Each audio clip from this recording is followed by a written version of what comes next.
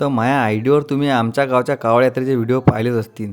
तर हे कावड तयार करण्यासाठी आम्हाला किती मेहनत लागली आणि आम्ही कशी तयार केली याची पुरी प्रोसेस दाखवतो मी तुम्हाला आज.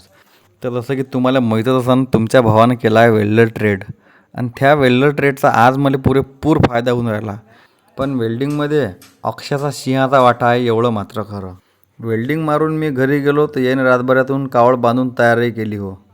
मग काय राहिले फक्त भरणे अटकवायचे. तर भरणे ये नाही एवढे फास्ट बांधले जसे की यायला आजच रात्री जायचं होतं तिकडे. आणि तुम्हाला तर माहीत आहे भगव्याशिवाय शान येत नाही गावाले. आणि भगवा लटकून आम्हाला जायचं होतं नदीवर.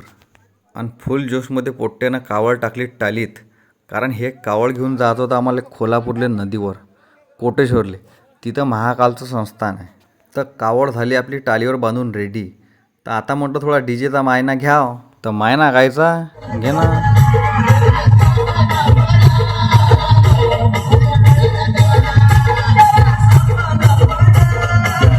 डीजे लागल्यावर ऐकत नाही भाऊ पोट्टे. हां वायगा बोलते.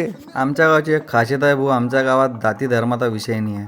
सगळ्या धर्माजातीचे लेकरं एकत्र येऊन आम्ही सगळ्यांना हा कार्यक्रम पार पाडला आहे. आणि नदीवर भरणे भरायला झाली आम्हाला रात्र, तर तो काही व्हिडिओ काढता आला नाही. त्या कारणाने मी डायरेक्ट तुम्हाला आता वापसीचा व्हिडिओ दाखवतो.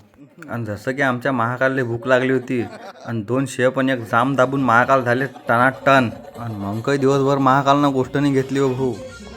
आणि कावडची खरी मजा तर आता चालू होती. गावात कावड पोचल्याबरोबर नाश्ता पाणी पिलो फक्त. आणि मग काय पुढचं विचारता, आता तुम्हीच पाहते.